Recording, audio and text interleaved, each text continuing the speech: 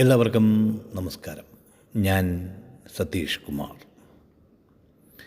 ഇന്നിപ്പോൾ നിങ്ങളുടെ മുന്നിൽ ഞാൻ എത്തിയിരിക്കുന്നത് ഒരു ചെറിയ ചോദ്യവുമായിട്ടാണ്.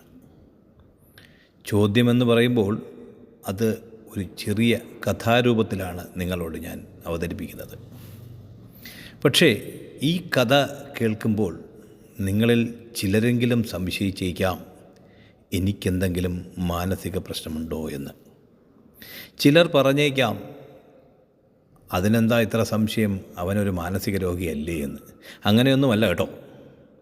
നമുക്ക് ആ ചോദ്യത്തിലേക്ക് കടന്നാലോ? ചോദ്യം ഇതാണ്: എനിക്ക് ഒരു സുഹൃത്തുണ്ട്, വളരെ വേണ്ടപ്പെട്ട സുഹൃത്ത്. ആ സുഹൃത്തിന് ഒരു സ്വഭാവ ദൂഷ്യമുണ്ട്. മറ്റൊന്നുമല്ല കേട്ടോ, അയാളെ ഒരു സമയത്തും ചുമ്മാ ഇരുത്തുവാൻ നമുക്ക് സാധിക്കില്ല.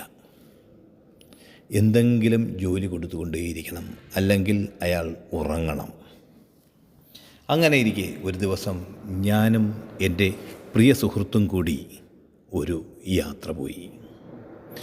യാത്ര ചെയ്ത് ക്ഷീണിച്ച ഞങ്ങൾ ഒരു തണൽ ഉള്ള സ്ഥലം നോക്കി വിശ്രമിക്കാൻ ആരംഭിച്ചു. വളരെയധികം ദൂരം യാത്ര ചെയ്തതിനാലാകാം ഞാൻ പെട്ടെന്ന് ഉറങ്ങിപ്പോയി. നമ്മുടെ സുഹൃത്ത് അദ്ദേഹത്തിൻ്റെ സ്വഭാവദൂഷ്യം പുറത്തെടുത്തു. ഇരിക്കുന്ന സ്ഥലം കുഴിച്ചു തുടങ്ങി. അങ്ങനെ കുഴിച്ച് കുറേ താഴ്ചയിലേക്കെത്തി. ഏകദേശം 3 മീറ്ററോളം താഴ്ചയിൽ അദ്ദേഹം കുഴിച്ച് കഴിഞ്ഞിരുന്നു. ഈ സമയത്താണ് ഞാൻ ക്ഷീണമെല്ലാം മാറി ഉറക്കമുണർന്ന് കണ്ടപ്പോൾ കാഴ്ച ഈ കുഴിയായിരുന്നു. പെട്ടെന്ന് തന്നെ ഞാൻ പരിസരബോധത്തിലേക്ക് വന്ന് എൻ്റെ സുഹൃത്തിനെ നോക്കി അലറി വിളിച്ചു, എടാ എന്ന്. പരിസരബോധം വീണ്ടെടുത്ത എൻ്റെ സുഹൃത്ത് പെട്ടെന്ന് കുഴിയിൽ നിന്ന് ചാടി മുകളിലേക്ക് കയറി. ഞാൻ അവനെ സഹായിച്ചു മുകളിലേക്ക്. എന്നിട്ട് ഞാൻ അവനോട് ചോദിച്ചു, നീ എന്താടാ ഈ ചെയ്തത്?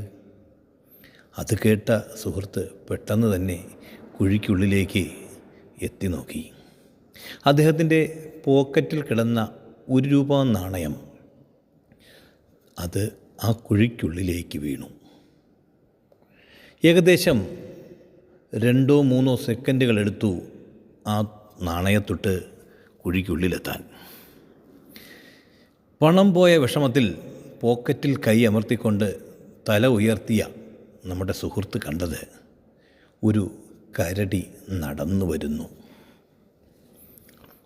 പണം പോയ ദേഷ്യത്തിൽ മാനസിക നില താൽക്കാലികമായി തെറ്റിയ എൻ്റെ സുഹൃത്ത് കരടിയെ നോക്കി ഉറക്കെ ഇങ്ങനെ വിളിച്ചു, പോടാ പട്ടി. നമ്മളെ ആയാൽ കൂടിയും ഒരാൾ പട്ടി എന്ന് വിളിച്ചാൽ സഹിക്കുമോ? കരടിക്കും സഹിച്ചില്ല. കൊടുത്തു കരടി എൻ്റെ സുഹൃത്തിൻ്റെ കരണം നോക്കി ഒരു തലോടൽ. കഥ എല്ലാവരും കേട്ടു അല്ലേ? ഇനി ചോദ്യത്തിലേക്ക് വരാം. എൻ്റെ സുഹൃത്തിൻ്റെ ഏത് കവിളിലാണ് അടി കൊണ്ടത്? അതിൻ്റെ കാരണം എന്ത്? പ്രിയ സുഹൃത്തുക്കളെ, ഉത്തരമറിയുന്നവർ കമൻറ്റ് ബോക്സിൽ രേഖപ്പെടുത്തുക. വളരെയധികം ചിന്തിക്കേണ്ട ഒരു ചോദ്യമാണെന്ന് ഒന്നുകൂടി ഓർമ്മിപ്പിച്ചുകൊണ്ട് എല്ലാവർക്കും നമസ്കാരം. സതീഷ് കുമാർ ജി.